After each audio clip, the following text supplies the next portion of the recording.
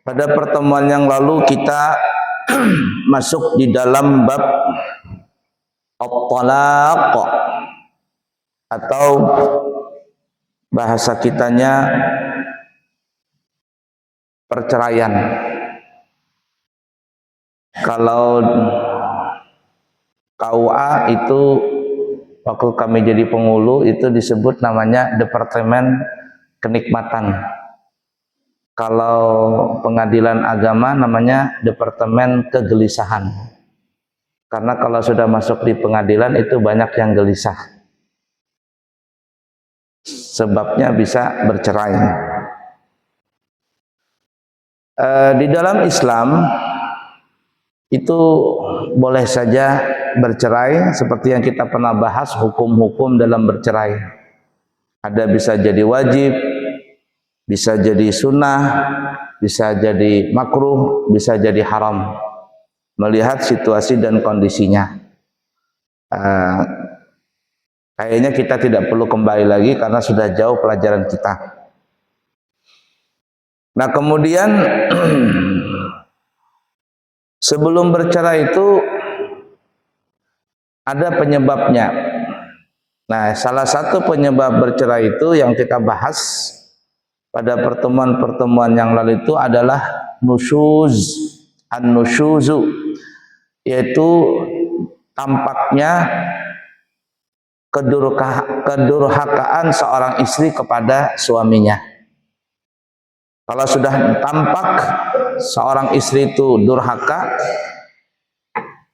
kemudian sampai levelnya betul-betul parah, maka sang suami dibolehkan untuk mentalak istrinya. Nusyuz yang kita bahas pada pertemuan yang lalu adalah definisinya menentang kehendak suami dan tidak ada alasan sang istri itu untuk menolaknya dan tidak diterima penentangan itu di dalam ilmu syariat. Ya, satu, istri menentang. Satu. Yang kedua, tidak ada alasan bagi istri untuk menentangnya. Yang ketiga, penentangan itu tidak diterima oleh syariat. Tiga ini ada. Istri menentang kehendak suami. Kehendak suami ini yang tidak bertentangan dengan syariat. Kalau bertentangan dengan syariat, maka sang istri tidak apa-apa menentangnya. Dan itu tidak termasuk istri yang durhaka. Seperti umpama suami menyuruh istrinya untuk memakai pakaian terbuka ketika menghadiri acara umpama di depan umum. Istrinya tidak mau. Maka ketika sang istri tadi menolak kehendak suami, ini tidak apa-apa, tidak berdosa, dan istri itu tidak dikatakan istri yang durhaka. Nah kemudian tidak ada alasan bagi istri untuk menolaknya. Kalau ada alasan itu lain masalah. Suami mengajak berhubungan umpama, istri katanya saya tidak bisa mas karena lagi sakit umpama. Istrinya lagi sakit. Ini istri boleh menolaknya karena kondisi istri yang tidak memungkinkan, sakit umpama. Dan juga penolakan itu tidak sesuai dengan syariat. Kalau sesuai dengan syariat itu lain masalah, tidak apa-apa juga.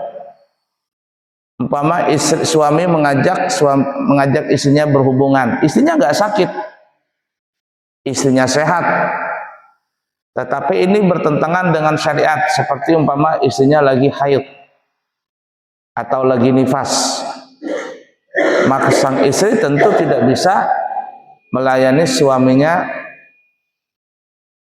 sampai semaksimal mungkin.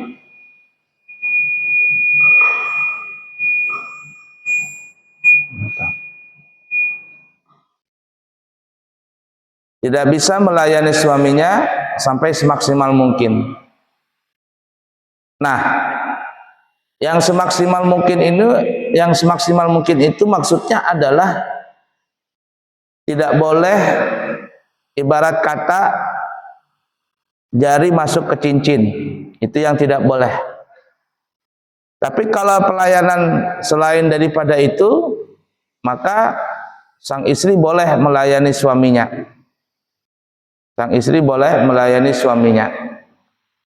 Intinya selain daripada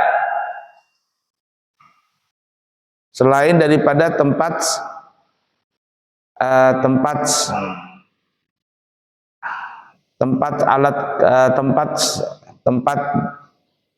selain daripada alat kelamin istrinya. Nah, gitu aja sudah. Adapun yang lainnya boleh, halal.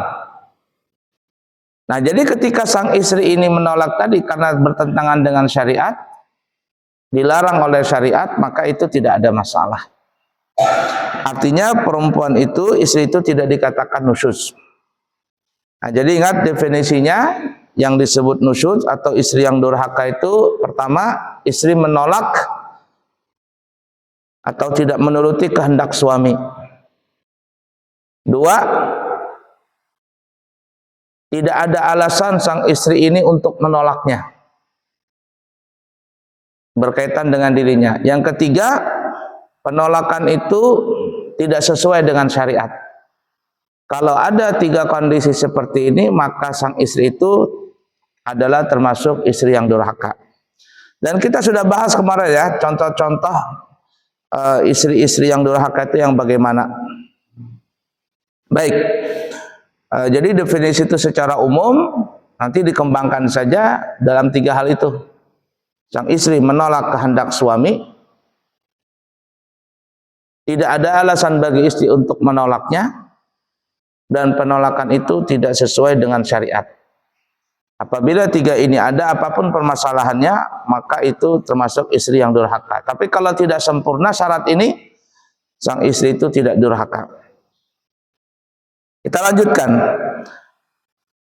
Apabila sang suami sudah melihat gelagat sang istri ini menunjukkan sudah menunjukkan tanda-tanda durhaka, apalagi bukan lagi tanda-tanda, memang jelas durhaka istri ini, menentang kehendak suami, disuruh baik nggak mau, ketika dibaikin nggak mau, pokoknya intinya jelek sudah akhlak sang istri ini. Apakah langsung bercerai? Oh tidak, tidak boleh langsung bercerai, berusaha dulu. Nabi menyuruh untuk berusaha. Jadi tidak boleh umpama sang suami melihat kelakuan istri yang mungkin sang suami itu tidak suka langsung menceraikan, nggak boleh. Karena bisa saja di balik kejelekan istri itu ada kebaikan yang banyak. Tidak ada yang sempurna di dalam masalah pernikahan. Apalagi kita melihat sifat istri. Sebenarnya kita juga laki-laki mempunyai sisi baik, sifat baik dan sifat buruk. Yang belum tentu sang istri itu juga menerima sisi buruk kita. Nah, sifat buruk kita. Nah, jadi tidak boleh langsung sang suami itu umpama melihat gelagat istrinya ini sudah kurang baik langsung diceraikan, tidak boleh. Tapi ada tahapannya. Nah, di sini para ulama memberikan 3 tahapan. Yang pertama adalah sang suami itu menasehati lebih dahulu, menasehati. Sebaiknya, dengan sebaik-baik penasehatan. Tidak boleh sambil ngomel-ngomel, marah-marah. Karena kalau seandainya sang suami itu menasehati istrinya dengan marah-marah, itu bukan menyelesaikan masalah, tapi menambahkan masalah lagi. Jadi dengan sebaik-baik penasehatan, mungkin dengan cara